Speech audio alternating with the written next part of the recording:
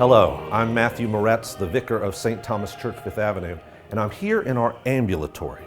Now, this is the place where all of the sacred ministers and the choir members get ready for our services. When we're getting ready, we're accompanied by this sculptured figure of our Lord Jesus Christ. Look at him. He's such a warm, approachable figure. He's holding out his right hand in a sign of blessing, and in the other hand, he's holding a book, perhaps the book of life. But on that book, you'll see two letters, Alpha and Omega, the first and last letters of the Greek alphabet. And it's actually one of the names of Christ that we find in the revelation to St. John the Divine. I am Alpha and Omega, the beginning and the end. Now, when we're here gathering, he looms so high above us that one of the things you notice most are his feet. They're positioned in such a way that it seems that at any moment he could walk off that pedestal and join us for the service. And this is what happens when you carve a stone into the form of a living thing. A sculptor takes their hammer and chisel upon a piece of inert rock, and they find something alive, a plant, an animal, or a person within. And in this case, the artist has found the resurrected Christ. And there's a powerful sense of vitality and a relationship to everyone that stands near it. And if we care for this image properly, it will be blessing us, so to speak, for hundreds, maybe even thousands of years.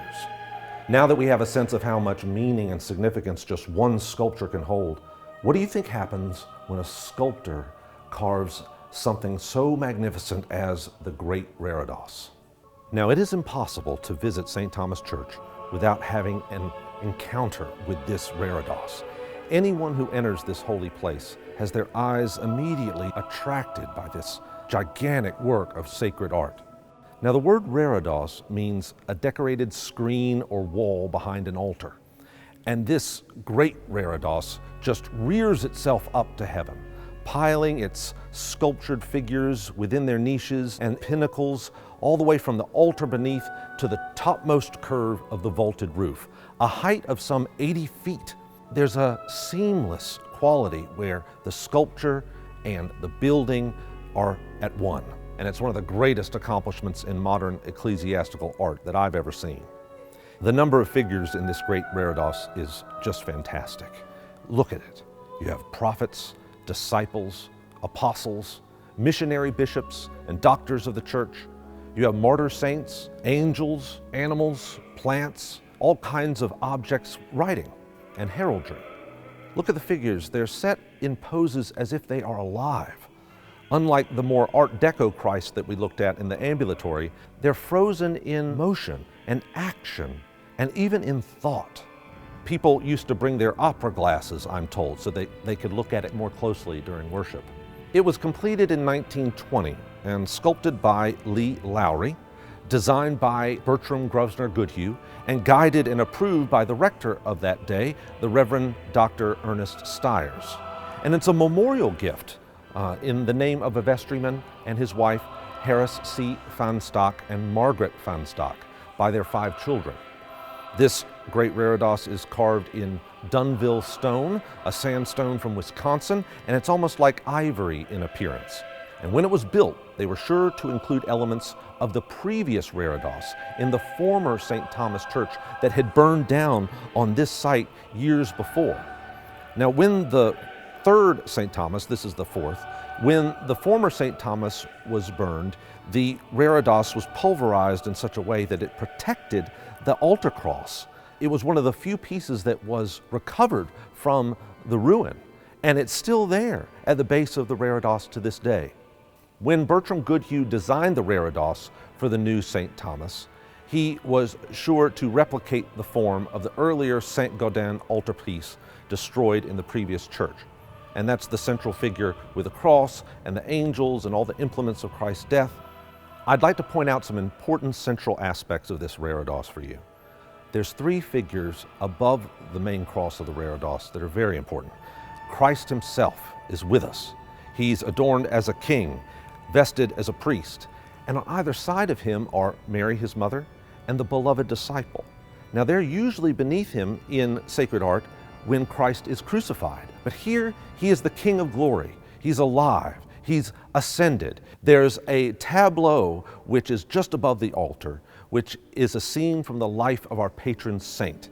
It's titled St. Thomas Convinced. It is the moment when St. Thomas sees the resurrected Christ and understands it to truly be him. Remember, at first, he will not believe unless he puts his fingers in the wounds. And it is St. Thomas who is kneeling before Christ, and he's saying to Christ, "My Lord and my God." There's so much attention to detail in this piece, but what is so extraordinary is how seriously the sculptor takes the faces. You can see how the faces match when it's the same person. There's a St. James in the scene with St. Thomas just above the altar. His face and his costume essentially matches the St. James found in another part of it. I think it's very important to recognize who is placed at the pinnacle of the Reredos. 3 angels who hold tiny babies in their hands. These babies are the holy innocents, the little ones who died as Herod sought the infant Christ. These innocent martyrs are above every single saint and prophet and figure that you find. It's important to note that this Reredos is not just carved sandstone, but stained glass. Look at that beautiful blue stained glass, a complete contrast from the specificity of the Reredos. It speaks of a heavenly realm beyond the gray veil of this world, a brilliant, resplendent color, often known to represent heaven and the heavenly courts. In closing, I want to tell you that this Great Reredos is not just about itself. Its purpose is to adorn our altar, the central point of our worship in the Mass. And what happens when that altar is in use at a Mass? When all of the sacred ministers and acolytes and choirs and our parishioners and guests are here and the church is full, what is the effect?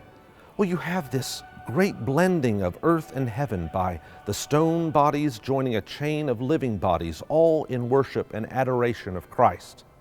It invites us not only to be present with the prophets, the saints, the martyrs, and angels, but to join them in our worship, to be in communion with them every time we enter these doors. It's a privilege to be able to share a little bit about this Great Reredos with you. It's been an important part of my worship life here, and if you join us in person or online via our live stream, you will have an encounter with it as well. It will become a part of your prayer life and hopefully lift you into an even deeper relationship with Christ. Thank you.